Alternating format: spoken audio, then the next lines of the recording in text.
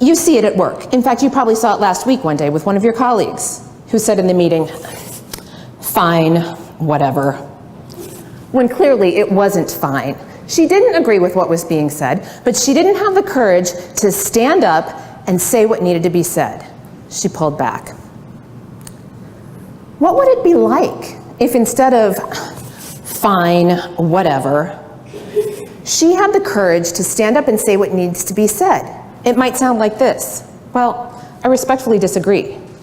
Or, "I don't feel like I can be on board with this program. I don't have enough information."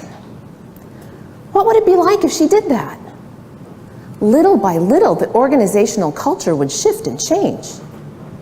But she doesn't. She pulls back, and sometimes it's not her, sometimes it's you and me. And we pull back from that difficult conversation, we go back to our office space, we organize some things, and at best, we sulk and pout about it. At worst, we trash talk our team, our boss, the organization, and even our clients, polluting the office environment and poisoning the culture. It takes courage to stand up and say what needs to be said. It takes a lot of courage. And you know, we don't always feel like we have that courage because a lot of times the stakes are high. It seems like everybody agrees, but we are the lone outlier. And it's hard to have the courage to stand up and say what needs to be said in a situation like that. It's not like we can just, draw up courage on demand. Well, until now. Researcher at Harvard University, Amy Cuddy, studies the physiology of power. And what she found, first by observing her MBA students, is that those who had the most confidence and power took up more physical space. They used their bodies.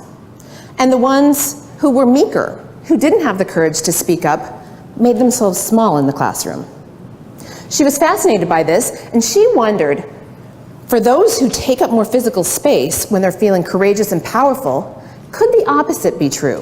When they're not feeling so courageous and powerful, could they make their bodies take up space, and would that then trigger in their mind the chemical reaction to bring about the power and the courage and the confidence? Well, her research proved conclusively that it does. Holding a power pose, as she calls them, for just 2 minutes will bring about a higher level of testosterone, giving you the courage to stand up and say what needs to be said, while at the same time bringing down your cortisol levels so you can stay calm, centered, and grounded while having that difficult conversation. A few of her poses, she calls this one the Wonder Woman. This one's the Victor. Imagine coming across the finish line. And then there's the CEO, hands on the table, shoulders and hips spread wide. Now I want you to get up out of your seats and strike a power pose. 2 minutes is what her research shows makes a difference in the physiology. So strike your favorite pose. The Victor, Wonder Woman, the CEO. You feel the power?